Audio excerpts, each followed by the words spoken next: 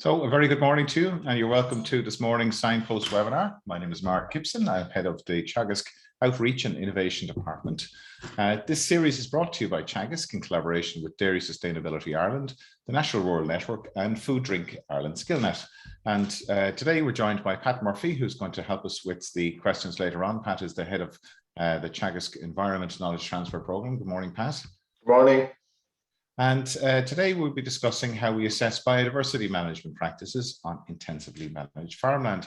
And I'm delighted to be joined by Dr. Catherine Keena, who's Countryside Management Specialist with Teagasc. Good morning, Catherine. Good morning.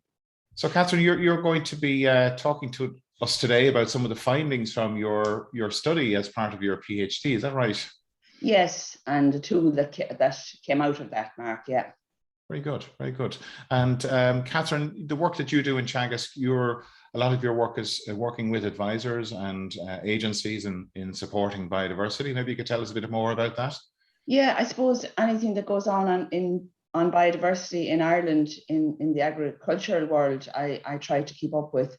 Because I suppose I learn a lot from outside agencies and individuals and bring it back to farmers and advisors and Teagasc. So yeah, I'm kind of a middle person. Great, great. Well, it's an important role because I think a lot of the messaging I'm hearing now at the moment is that we have so much research in different areas that we need to get it out on the ground, and so roles like specialist roles like in Teagasc, that linkage between research and practice is so important to feed it both ways. So you have a presentation for us this morning. I have, Mark. If you could share your screen with us, that'd be great. And please do send us your questions using the Q&A tab at the bottom of the screen. And today's webinar is brought to you as part of Teagasc's Science Week activities. Science Week commences next week. Officially the 7th of November, running to the 14th of November, and there's lots of information available on the Teagasc website about different events, family events and events of interest, all highlighting areas around science of agriculture and food. So and also today's webinar is being recorded and will be available on the Teagasc website afterwards. So Catherine, we'll hand over to you and we will chat to you afterwards. Thank you, Mark. And as you said, this is based on a PhD research study, and my supervisor, to whom I'm very grateful, is Jim Kinsella in UCD.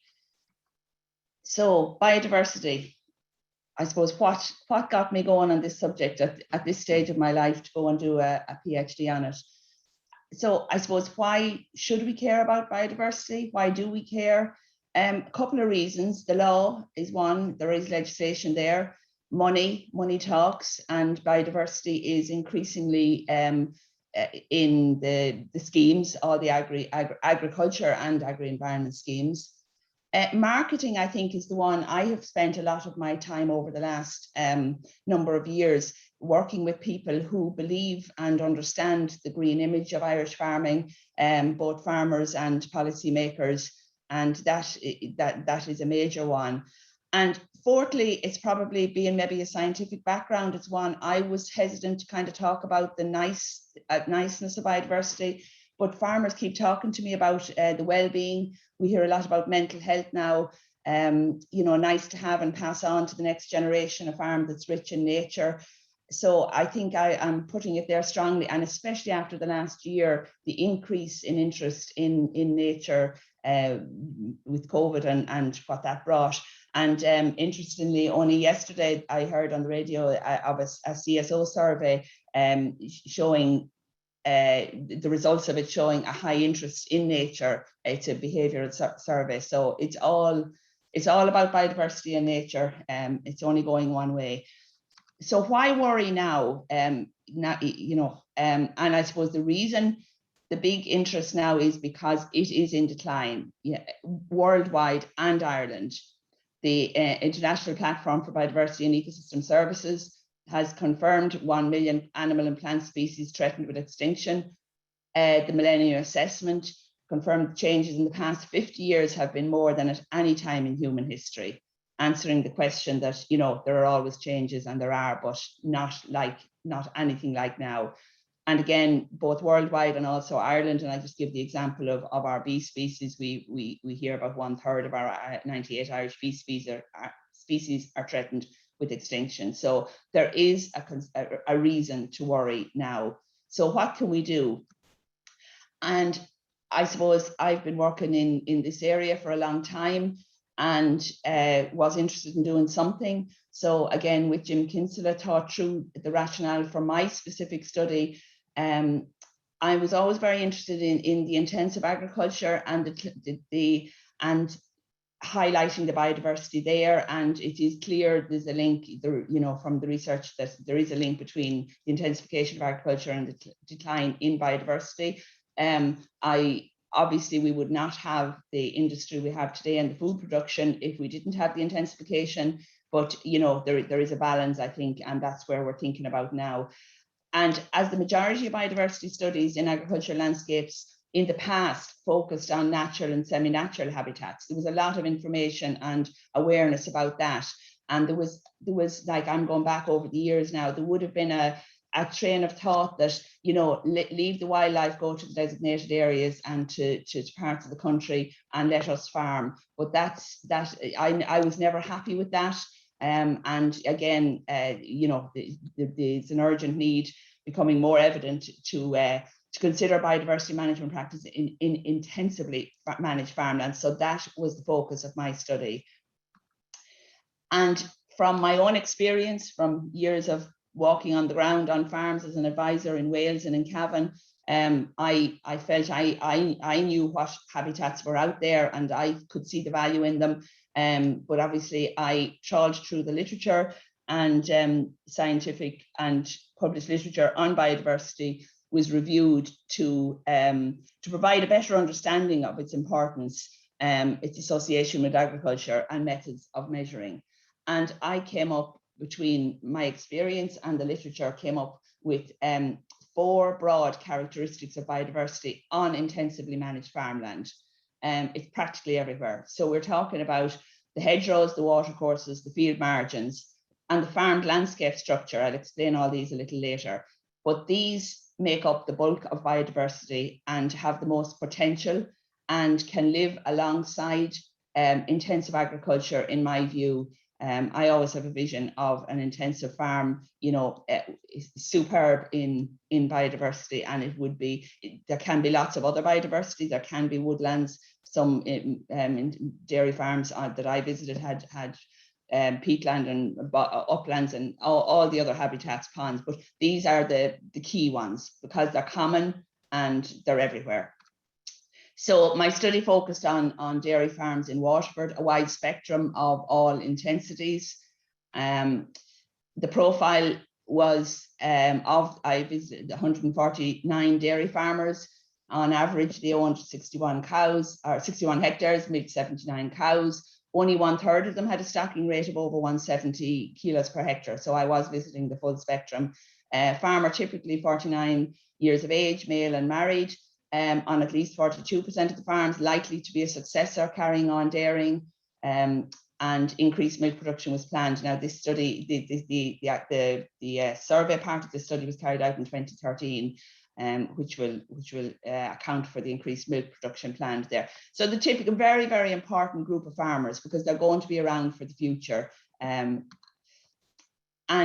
so I assessed their attitudes to biodiversity, and again, bear in mind it was 2013, and that, but some things may have changed, but some things, it will be obvious that they haven't.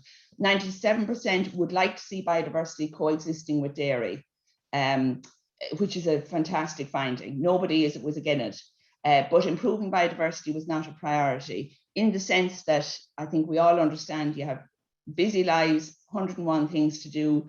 Things keep getting dropped off the list that we would, the like to do list, as opposed to the priority list. Interestingly, back then, most farmers were satisfied with the current level of biodiversity, and only 12% believed the level of wildlife had decreased in the past 10 years. They were acutely aware of financial implications, as they believed that taking the environment into account would lower farm profits. And we have to be realistic about about this, rather than pretending everything is a win-win. And tidiness was important. And again, that can be the bane of the life of anybody interested in biodiversity. The knowledge was poor, I would say. The detailed knowledge, undervaluation of common habitats. On Rodasana Vazintuk, what's strange is wonderful, and we have to be very careful about what's common might be less common now. Poor understanding of biodiversity, as in native biodiversity, as in provenance. As you know, pheasants were mentioned by practically every farmer as an example of biodiversity, which obviously aren't a native species. Watercourses with no fish, a common comment would be there's nothing in them. And of course, I see all the little the mayflies and the little bits and pieces that were in those small streams and watercourses that also lead to bigger watercourses. Only 12% believed the level of wildlife had decreased, and I think I thought about that for a while and asked a few people, and they said, look, you can hear everything around us, again mentioning the pheasants and the foxes and the different biodiversity. And I think what it is there is no silent spring. Way back in the 1960s, Rachel Carson's book talked about a silent spring. It says what it says, and that hasn't happened. And that is explained by the gap left by the extinction of a specialist species has been filled by common species. So how many of us wonder when we go out where the corn bunting is? You know, an inconspicuous specialized species that has become extinct, because there's other birds fill the species. So it's the specialist species. It's the same with the bees. 1/3 of the bees are gone. Do we go out and notice that? You know, only the very, very specialist bee people would notice that. So that was what I found, and my job then was how to improve practice, having worked on this since the very beginning of the agri-environment schemes for many, many years, and having, you know, had a lot of media coverage, writing an article in the National Farming Press for 7 years, and so people were very conscious of what I did, but we weren't getting practice change. And I suppose that's where I was coming at. What do we need to do differently? So this particular group, if we are going to engage with them, they had have a high level of engagement with advisory services and discussion groups, not necessarily Teagasc, because there was a wide range of farmers, engaged with farming organizations, but few with environmental organizations. They sourced their environmental information from their traditional sources of agricultural information. That was very, very clear. And a very important one that I think we've come across in other studies before, how important family members and other farmers are, along with farmizers, as key influencers, as opposed to information sources would be the agricultural advisor, but influencers, the family members and other farmers are right up there with the advisors. So that obviously is a huge reason why we do discussion groups. 66% had been involved in agri-environment schemes, had or were. So, you know, a group a very open group to anything that's going on, anything that's sold to them, basically.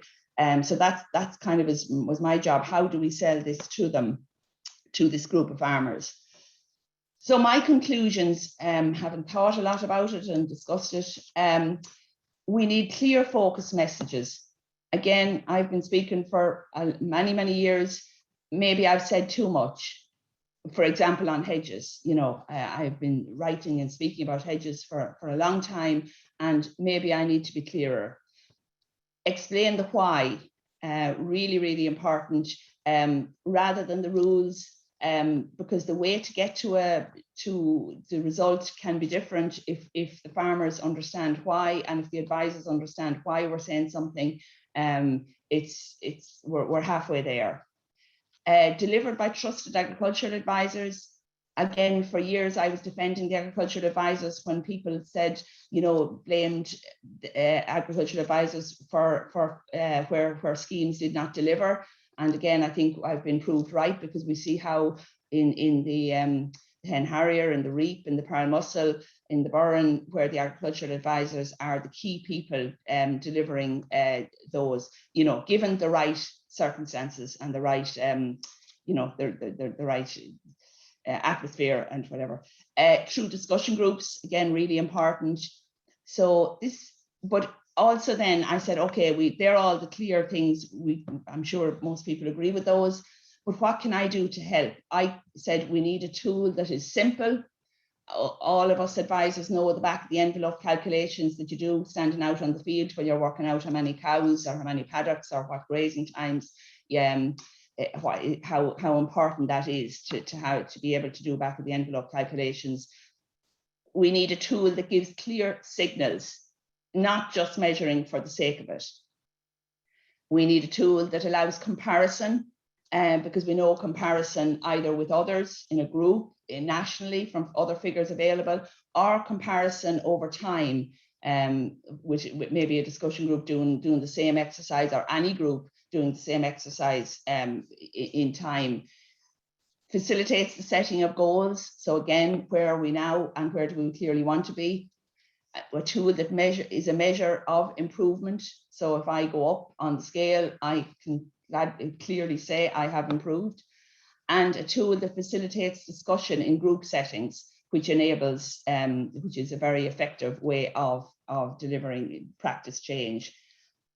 So that was my task then. How do I do this?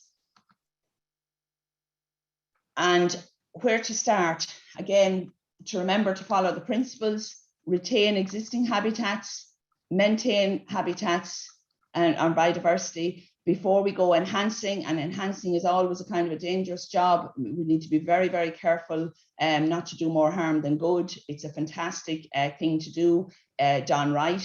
And before we create. And what we have found is people tend to jump to the create before we go to the maintain. So I focused on the maintenance of the key habitats on farms. And again, to be clear, why native is best for biodiversity. Native Irish species are in tune with each other with timing of flowering, you know, budding, leaf fall, etc., suiting their associated dependent species. Irish provenance, plants grown from seed from plants growing in Ireland, really important when you're planting something. Species native to Ireland grown in another country act differently, and our food chain explains that. And again, we're familiar with the invertebrate species associated with various trees, how good the willow and the oak are, and they're the ones that have been around the 10,000 years in the country, and all the associated species have been. I came across an interesting comment from a researcher, Dumont, in 2005. He warned of the danger of aesthetically pleasing or charismatic species being favored over ugly ones. So it kind of, it is important to check ourselves that we're not doing something. We must stick to the science, we must stick to the evidence when we are talking about biodiversity. And it can be a problem because biodiversity can be seen as simple and everybody knows it, as opposed to, let's say, nutrient management or carbon. You know, a lot of people know about biodiversity and maybe sometimes make simple mistakes. So I suppose we need to be very careful, you know, doing something that looks nice, or if we are, that we clearly distinguish that from something that is good for biodiversity. Okay, so the Teagasc, the resultant tool we have come up with is for biodiversity management practices on intensive farmland, focuses on the 4 broad characteristics that I spoke about, and we came up with relevant questions on each one of those. The number of questions does not determine how important it is, which is why in the index that I used, the 4 areas were considered equal, because, you know, I'm not getting into the argument, and there is no research to say one habitat is more important than another. You know, you can argue for we need all, and we need all equally. So the questions then, I came up with that. Okay, so I'm going to run through the questions then on the 4 broad areas. Ended up with 8 questions that are in the self-assessment tool. And the first one then being hedge management. And Mark is going to do a little poll on this one. Okay, Catherine. So apologies to those who joined earlier on who didn't have a understanding of what poll was their question they were being asked. Well, maybe Catherine, you talk us through there the question that you, or the answer you think, or the different, if you could describe the different hedges for us, perhaps. Okay, so when I'm talking to farmers, I often ask them which would they like to own, because everyone is entitled to their opinion. But when it comes to which one is best for biodiversity, I suppose we need to be a little bit more scientific about it. However, I suppose this is a very good example that there's not an easy answer. You can see that A has a fantastic canopy, superb, fruit and flowers. So it is good for biodiversity. D would be good if it was a bit taller, because it is a dense space, but it is probably the worst one there as it stands. And B is on its way to A, and I suppose C is my compromise for the topped hedgerow. So my whole mission, I suppose, is to turn D into C, and we would be a huge important there while holding on to A and the likes of it. And we'll talk a little bit more about that. Okay, so we have 69% of people have voted for hedge C, and 20% hedge A, 11% for hedge B, and then 1% for hedge D. Okay, and that's fair enough. And to be fair, hedge A is pretty extreme, isn't it? We could get a better hedge, and we'll see later on. But I think it's just worth kind of thinking. And this is what we need. We need farmers and contractors to think. And then, there are lots of different answers, perhaps. So it's fair to say we have a fairly tuned in audience today. So 69, nearly 70% of people going for hedge C. So like you say, it is a compromise. And I think we discussed this yesterday about that some people would be saying that why aren't we letting hedgerows just go natural entirely? And that, I know you have some views on that. I can't move on, Mark. Is that because of the poll? Sorry, I'll stop the poll for you now. Is that working now? Do I need to stop sharing and share again? Oh, no, there's the hedgerow poll coming up. No, that should be working for you now. Nope. The poll has ended now. Screen sharing. You may need to just X on the poll itself, Catherine. I can't see the poll at this stage. I'll stop sharing and share again. Click on your screen there. Sorry. If you click on your screen there, that's not moving it on, is it? No. Okay, maybe stop. Oh, sorry, now we're right. Okay. Great. Yeah, thank you. Okay, so question 1 on hedge height. Is the height of all your internal hedges at least 1.5 meters above the ground level or above the hedge bank if present? Because I think the last picture there, D, showed clearly that while the hedge is quite tall, there's only a fringe of a little hedge on top of it. Stock proof, farmer is happy, but no birds will nest in that hedge because they need to have cover above and beyond. The birds of prey will get them if they're up near the top. The foxes will get them if they're near the bottom. So it's so logical, but the bigger the better. But if we want to keep the hedge in as a dense space, we do need to cut the growing point. But that doesn't mean it has to be cut to the scut. You can see the height of the gate there. That's a hedge. We have lots of hedges that are 15, 16 foot high, but still the growing point is nipped. And to be honest, I personally like little and often cutting, provided we leave have the flowers in every hedge. So the topped hedge on the top now, again, the picture there isn't very tall. It should be taller, but the principle of the tree is what I'm trying to get at there. The question, number 2 question is there a flowering thorn in every hedge on your farm? Derogation looks for one every 300 meters. I would be quite happy with that if an extra one was left every year, if you know what I mean. It's a practice. We want to kind of leave a new one every year. So the topped hedge there, if it has, there are, as I just said, buckets of flowers and fruit on a single thorn tree, when it is allowed to mature. But equally, the escaped untopped hedges down at the bottom left here, they're obviously a flower. There's more than one flowering thorn in that hedge. There's loads of flowering thorns in that hedge. That is absolutely super, but is likely to be getting thin at the base.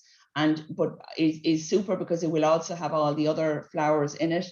And I would love on a farm to have, on every farm, that they would have some topped hedges and some escaped untopped hedges. So again, the flowers for the bees and the fruit for the birds and the small mammals. And again, really important, and again, coming back to derogation farmers, the new thorn sapling, which the derogation allows, but is very, very poorly understood by advisors and by farmers.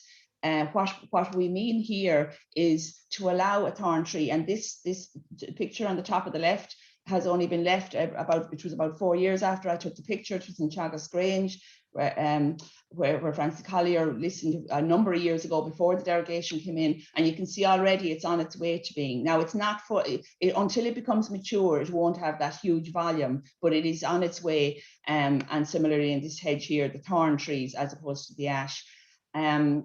And yeah, so really important to leave those apart from the new thorn saplings, apart from becoming the future superb flowering thorn tree. They also provide signposts. You can see my picture on the right there. You know, small birds don't sit up in the top of a big oak tree. They will sit on something a metre or so above the body of the hedge. In my own study, 81% retained saplings of farmers, but only 22%, sorry, I can see my screen there, retained the thorn.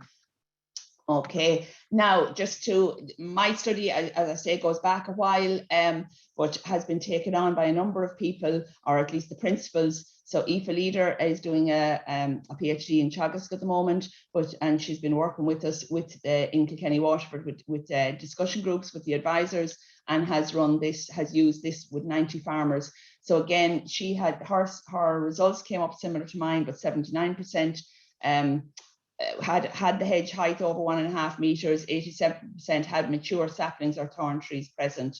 And Michael Murphy and Anne Markey did his MAIS on 53 Mead derogation farmers, and again came up, and I'm sorry now, well, there we are, I can see it now, in 93% and 77% equally. I suppose I'm really showing is that the procedure works when they use this in groups of farmers, and the figures are similar to what I found to Aoife's, to Michael's.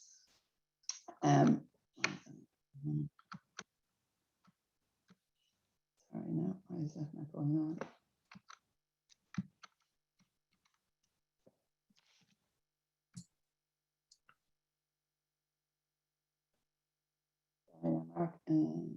Oh yeah, okay. Okay, so hedges, I think we've got that's very clear height for the birds and flowers for the bees. However, the elephant in the room is there's no point in talking about fantastic hedgerow management if there are only a few on the farm, and this is where the layout of the farming platform becomes very important. And again, the different landscapes there are typical of what we would see throughout the country.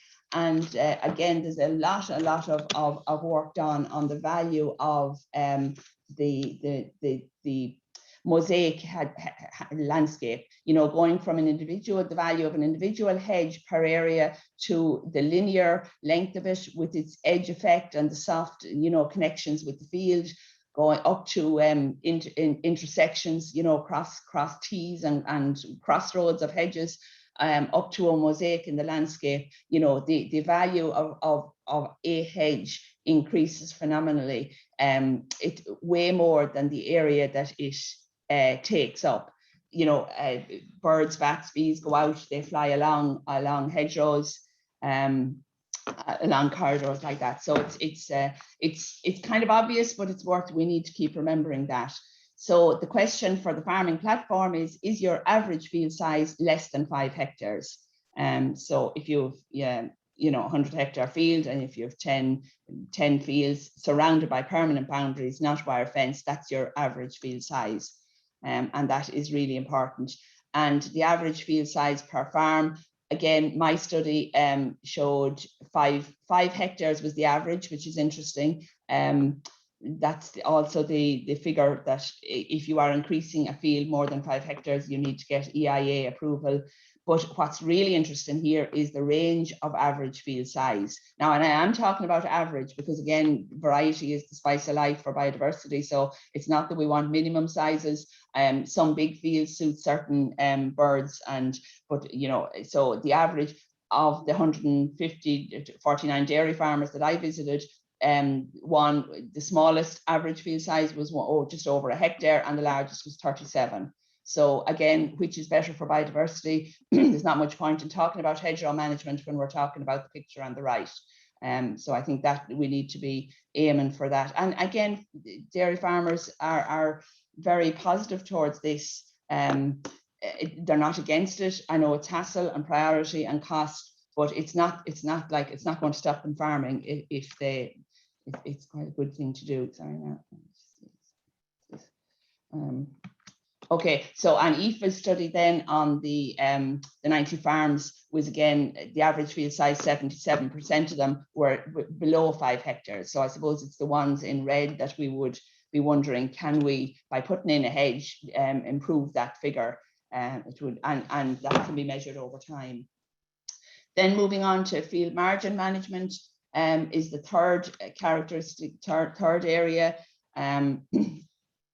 So uncultivated field margins is the one question. Do you always retain at least 1.5 meters of uncultivated margins when you are cultivating? Or, as most farmers would say, if they're answering the question, you know, do they go as close as they can to the butt of the ditch? And it's really important. And I find this I often see it around me where a farm has been taken over from, you know, an elderly or a non-intensive farmer, and you know, while the center of the field is being improved, without thought or actually causing themselves a problem, the margin is sprayed and ploughed and probably not even utilized afterwards, and it causes more problems. So I think it's a really important message to get over to where you have, when reseeding, is, you know, not to spray, not to fertilize, not to. I look at REAP has taken this up, and it is absolutely fantastic. I am delighted with what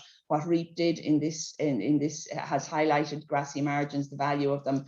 And now they're fenced, and perhaps they should be, but my questions weren't going that far at this stage. So the reason is it allows native wildflowers and grasses to grow, providing habitat for biodiversity. It's not all about the bees and the flowers. Rank grass is very good. That's where you'll find the shrews and the mice, and that's where the barn owl would come along and find and be at night. The grassy margin, I know I said one to a group of farmers lately, and they were astounded because they know how much I love hedges, and to say that a grassy margin could be almost as good, they were quite shocked. But I am passionate about that. It's the one thing that's missing. That rank grass is missing on an improved grassland farm. And again, going back to the linear feature, the fact that it's linear is much more important than leaving a field, let's say. Okay, so only 20% in my study retained an uncultivated field margin. Just again, it always comes up with the margins. We talk about the bees need flowers. That message has got out very strongly. In fact, the All-Ireland Pollinator Plan has been almost too successful. I've been on the steering group from the beginning, and I just want to highlight what has been agreed, and there's a number of us talk about this a lot. The All-Ireland Pollinator Plan is often asked, should I plant wildflower seed? And the Pollinator Plan says the pollinators themselves would say no. That's on the front of the Pollinator Plan. And the farmland guidelines in the All-Ireland Pollinator Plan, which I was involved with way back, and we've never ever recommended sowing wildflowers on farmland. Unsprayed field margins, it speaks for itself, but it is a common practice for all sorts of reasons. So I think we need to get very innovative about how we manage our wire fences and how we manage the area there without needing to spray. Almost half the farmers spray within the field margins. and they don't do it for fun. Again, it's like Brendan Dunford said, you listen to why they do something. People don't do things without a reason, but it's really, really bad for biodiversity. So if we can come up with ways of managing our margins at the butt of our hedges without spraying. And again, IFA in only 22% of the farmers in Kilkenny Waterford maintained uncultivated margins, and 40% of them maintained them unsprayed. And again, Michael Murphy in and Anne Markey in Meath on the derogation farmers, they are 8% and 74%. So, okay. Okay, on to the fourth and last area, the watercourse management. So again, my study found, and it's typical of other studies, that 87% of farms had watercourses. It's an interesting figure. The average length was over 1,300 meters per farm, but again, a high range there, 80 up to 8,000 meters. The farmers saw the main advantage of having watercourses is having a backup supply of water. That was after some of the frosty years where water had been a problem. Dairy farmers who had engaged in agri-environment schemes had better watercourse management practices, such as fencing and creating watercourse margins, unsurprisingly. The fenced watercourse banks, I know there's a lot, and there's a fantastic amount of good work going on water with ASSOP and LawPro, and lots of advisors are very conscious of water quality, but we must keep the biodiversity angle in there, and I suppose that's why I'm putting it in, because it's also a biodiversity issue. I've worked with Inland Fisheries Ireland over the years, and are very clear what's good from what's structurally good from a habitat point of view. So the banks there with the kingfisher, to have a fence on a bank rather than the animals walking right through streams and watercourses allows vegetation grow, protects the habitat, and reduce siltation. 85% had watercourse banks fenced. The watercourse margin, again, a separate habitat. We've talked about the grassy margin, the values of it being linear, being rough, being different from the middle of the field, potentially containing a lot of diversity of plants. The middle of the field, the way we keep the ryegrass is you fertilize it and you graze it well. So the minute you pull the fertilizer and the grazing off a margin, a watercourse or a grass field margin, over time it will develop into different species, and you'll have the strong grasses, the cocksfoot, and you'll have the spiders under them, and you'll have the beetles and all sorts of biodiversity there. The difference in the watercourse margin over the field margin is that where we introduce the element of water, we again introduce another whole suite of species. I just showed the otter and the frog there, but different plants. The fact that it's by the river gives it an even more important one. And 63% of my farmers had the watercourse fenced. The third one then being a completely distinct one, because previously schemes had protected the watercourses and the margins, but animals were still allowed drink. So more farmers than you would think still access drinking water for livestock drinking. Now I know the derogation and that has changed this, and you might be surprised that it wouldn't be the main supply, but it could be an out farm, for many cattle farms or dairy farms who are not in derogation. It still can. So again, where possible, this is a really important one to prevent livestock drinking access. 36% only excluded drinking access on mine in 2013, and in IFA's then 56% there, and in Michael Murphy's up in Meath 62%. So look, it's just again, it's yeah. So okay, so how are you doing? I suppose this is I'm just finishing up now. What we want advisors on, and they are already using it on Signpost and in discussion groups. This is the tool. It'll be available on the web in a little 4-pager with the little explanations with the questions. Again, the range that I found is what I would expect we will find in any group that you deal with, your clients, your discussion group, that there will be high, low, and average. So the average hides a lot. For any group, there will be, in my group, there was 27 high, 93 average, 29 low. So what we want to know is what is the biodiversity management, what, as a self-assessment, to ask a farmer, what is their score? The target is clearly 8 out of 8. And to me, this is the most important things on all farms before they go do other things. And how do you compare then? Again, 8 out of 8 for IFA's group, but again, ranging from 2 to 7. So, and it's just, as I said, it's a tool that advisors can use, the farmer, like the way they discuss their milk yield or grass, it can be. So the farm with the low biodiversity management practice score will have few internal hedges. It will have low hedges without flowering thorn trees, field margins cultivated and sprayed, watercourses, watercourse banks unfenced with drinking points, while the one with the high biodiversity management practice score will have internal hedges over 1.5 metre with flowering trees, ideally both topped and escaped hedges, field margins uncultivated and unsprayed, watercourse banks fenced with margins, no drinking points. It's all very simple, but I suppose what I'm trying to get at is how do we get it there? And that's about a minute left. Yeah, my last slide. Farmers who felt it was important to encourage wildlife on their farms were more likely to be in the category of farm who ranked high on the index. And I suppose Babi Dayum, in a speech to the IUCN, said we will only conserve what we love. We will love only what we understand, and we will understand what we are taught. And I believe in that, and I suppose that's what I'm hoping I have done today a little bit. Thank you, Catherine. You covered a lot there. A relatively short space of time. And huge interest in your presentation. We have over 350 people joining us this morning. So really, obviously, a very topical area.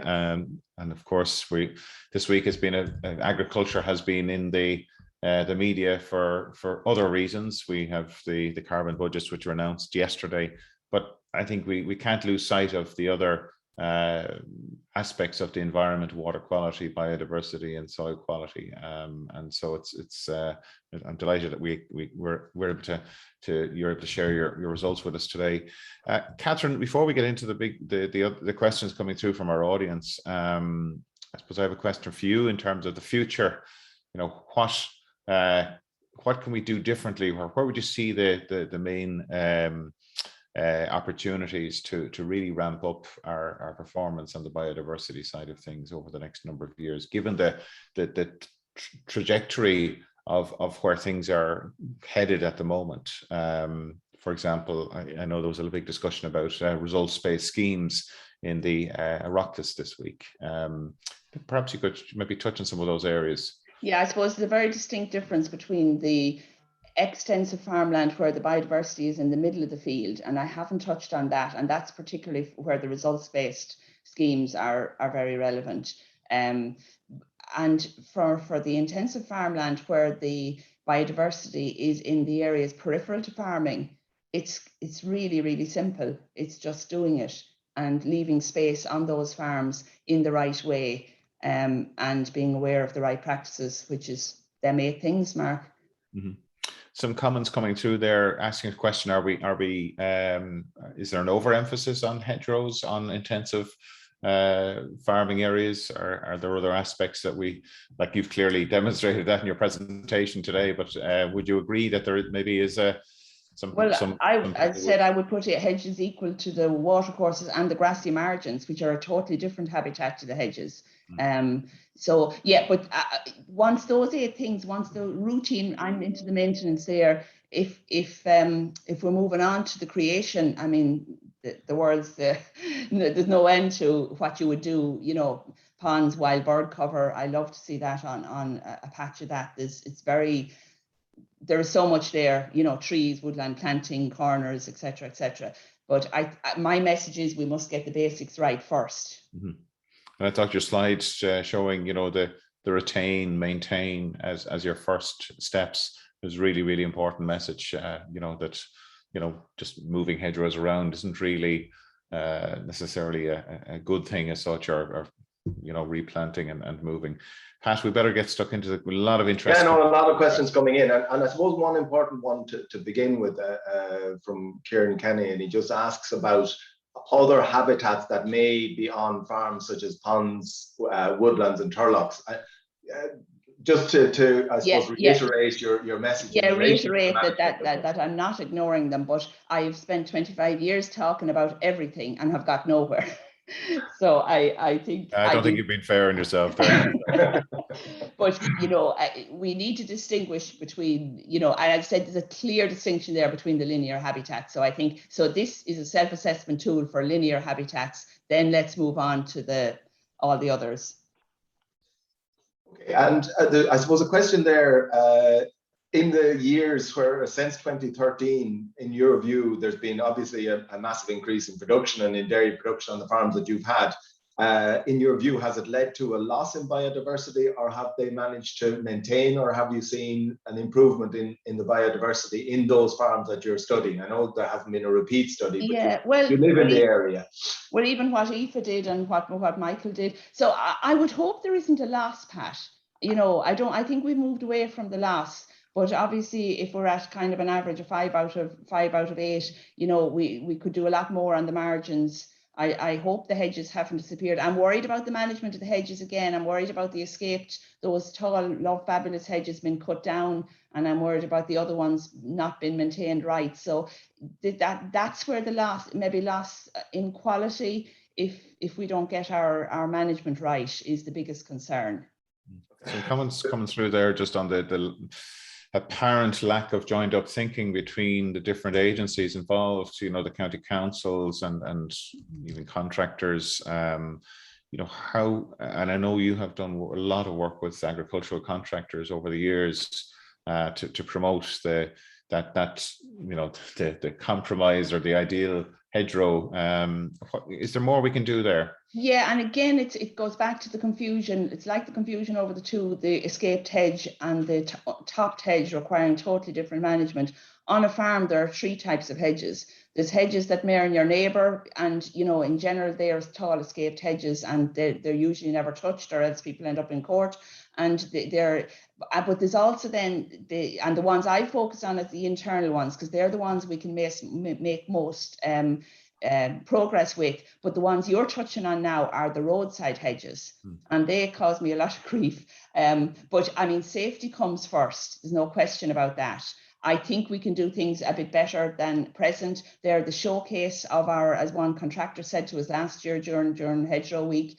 They don't need to be skinned to the butt, but safety comes first. And I think, but they're possibly an unfair reflection on the hedges throughout the farm, if you know what I mean. Yeah, it's what's visible from the road, I suppose. Mm-hmm. Yeah. The question there: should all hedges be multi-species and include specimen trees? Well, I mean, they are what they are. When if we're talking about newly planted ones, okay, so what we have. But I assume when we're talking about newly planted ones, again, there's for and against. The best hedge is a pure whitethorn hedge. It can still be extremely good for nesting, and if it's the trees are allowed to grow in it, you have the flowers as well. But where you add species gently, or that's if we are going for a topped hedge. Again, before we plant a hedge, are we planning it as a traditionally topped managed hedge, or if we're planning it as an escaped tree line untopped hedge? I would put all 15 native species into the hedge, including the oaks, etc. Well, wherever, So again, it sounds simple, but it's not simple. We need to be clear what we're planting. If we're planting a hedge that what we want to maintain as a hedge, take the wire away and keep the base thick, which is what a lot of farmers want. I would add species. I would only add the hedging species. I wouldn't add the smooth stem species. And again, we've clear videos on that, what we would do. But we need farmers and advisors to think about what they want. The question there is there a role for regulation and support? Rather than a simple rule. Sorry, there's a question there. Do we need regulation and supports to improve the management of hedgerows?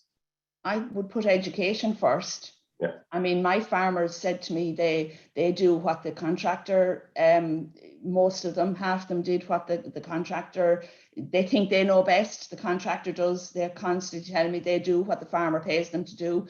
And to me, they're all doing what they think the neighbours want.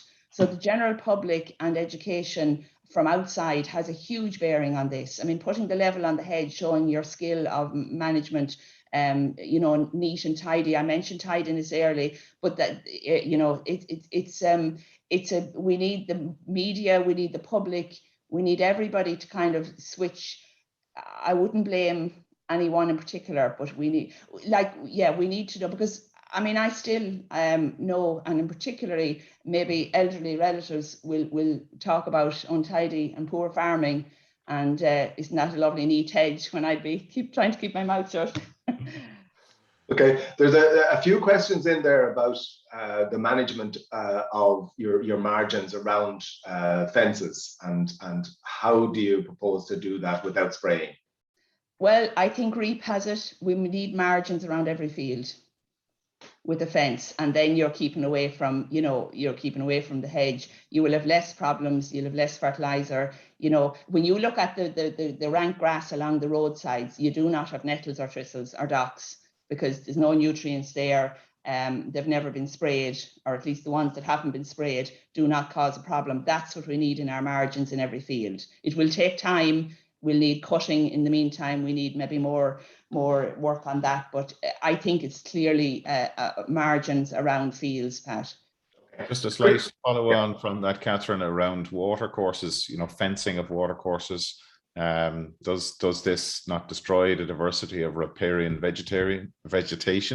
Promoting coarse vegetation only is the question. Yeah, I mean, this is where the management is important. I mean, a grassy margin, be it around a watercourse or on a field, is not abandoned land to turn into scrub. Scrub can be good if that's what we want, and that's what, again, a legacy from the past, when we were afraid, we fenced off them in reps, and while we could have cut them, there was a fear, and they weren't managed. Then grassy margins need to be cut, ideally once every 3 years, to have a variety of hedge types going through the winter. But if you leave them longer than that, we're into scrub, and if that's what you want, that's fine, but that's not a grassy margin.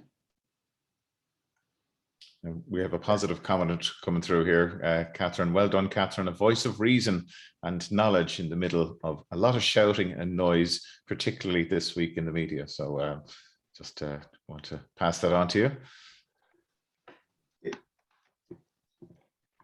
Okay, I suppose a couple of other questions in relation to other margins. There's a question there in relation to the value of traditional walls. Do they count in terms of your assessment, and what kind of value and biodiversity value can they have, and how should it be managed? Absolutely. And I suppose where they'd be captured there in the average field size is permanent boundaries. So walls would be in there. Then as regards the management of walls, no more than banks would be the other one I would love to highlight. So we don't have those two. We could have management practices for them, because I think the value of in particular hedgerow banks, which are without vegetation, and they're not recognized in REAP, which I think is a mistake. I think we need to value those, because when you think of those strips of land, of the flora and fauna and fungi and mosses that are living on those stone walls and on those, we'll say, broken down banks, not my perfect hedge, but there's still a huge diversity of flora there going back 2,000 years. So that's, you know, that is valuable. But it's not just in my questions, Pat. Yeah. Okay. A question there in terms of any ideas for how the new agri-environmental schemes might include some of the things you're trying to incorporate or trying to get across. Well, I think the margins, you know, are here to stay, I hope. Really welcome them in REAP. The hedges, you see, I suppose a lot of the measures, reps said everything right, but it just didn't always follow through. And we have the momentum now. We have the education of everybody involved in the schemes, I think, to promote the right. Like, people don't do the wrong thing for the fun of it. They often, and this is where I feel worse, is that, you know, if people do something thinking they're doing right, and that's what we need to change. So I would have great hope for the schemes, Pat. Okay. Yeah, that's a few comments. And I suppose the education, sorry, Mark, the education beforehand is critical, you know, and nobody should do hedge laying or coppicing or any of those delicate operations without, you know, doing it, training and doing it properly. Yeah, just a question in a similar theme. A lot of our small number of farmers have little regard for hedges, and e.g. removal during summer months. Fines seem to be seem too low, as reported in the media. What can be done to stop this as bringing all the good work of farmers and advisors? I suppose that kind of speaks to the education piece that you've been talking about, but is there more? That's where the legislation is there, but I mean, that again, and the media around what's right and what's wrong, because, you know, and that goes with the increase in interest, I think. So it's, I mean, there is more this year than ever of that, more awareness of that. I mean, yeah. So what I consider to be a really important question: is it possible to get experts onto a farm to help farmers identify and understand positives and negatives in individual holdings? And I suppose that's where the REAP scheme that you've talked about is beginning to have an impact. Yeah, and I think that's where all FOSS advisors, you know, who are getting more and more training on biodiversity and are more totally involved in these schemes. I come back to the point of who the farmer listens to. You know, they may not listen to me, they will listen to the advisor who they trust. Yeah. Okay, we're coming near to the end of our session here, and I just want to bring to the attention of our viewers some interesting events that are happening next week as part of Science Week. Is taking place from the 7th to the 14th of November. So log on to the Teagasc website, where it's very obvious on the website there around what's happening to celebrate Science Week. So the hashtag is Fest Farm Food. So do please check out some of the events that are happening up on our website there next week. And also, just to bring to your attention, and Catherine, you feel free to add to this as well, there's a meeting or a scientific conference happening on the 11th of November from 10 a.m. to 4:30 p.m. and very much focused on the importance of hedgerows in Ireland, including the pathogens and pests of hedgerows species. And that's been organised by the Society of Irish Plant Pathologists. And isn't it a lovely name, Hedgecation? I'm going to steal that again. I think it's a good one, all right. Yeah. And maybe, Catherine, you mentioned Hedgerow Week. Teagasc will be running a Hedgerow Week again in 2021 in December. Am I right?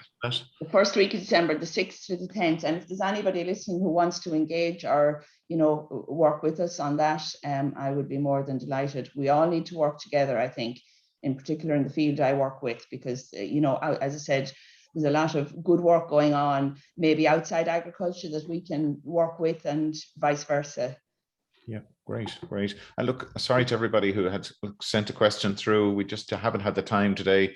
A huge amount of interest in this topic. So Catherine, no doubt we'll have you back again to maybe give us an update in the new year. And of course, your Hedgerow Week, we might actually get some input during that week as well. It might be a nice idea to combine some talks with that.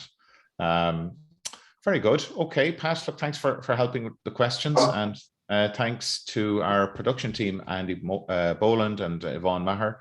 And we do look forward to seeing you next week. We'll be joined by Seamus Carney, who's working with the Signpost programme, and Jonathan Heron from Teagasc Moor Park, and be talking about farm-specific mitigation strategies and practical actions to reduce greenhouse gas emissions. So obviously a really topical subject area, given the publication of the carbon budgets from the Irish government. So no doubt there's a challenge there, but I think there's lots of people up for that challenge, and I know certainly within the Teagasc team are very much determined to work in partnership with the industry to achieve those targets.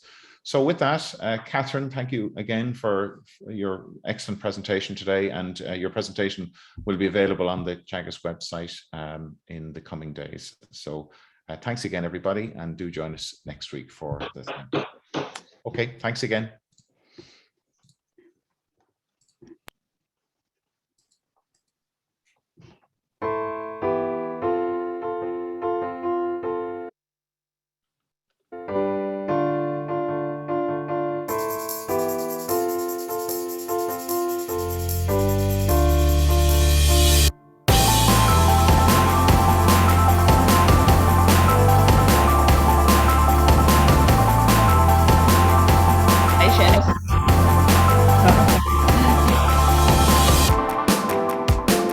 It flies. Yeah.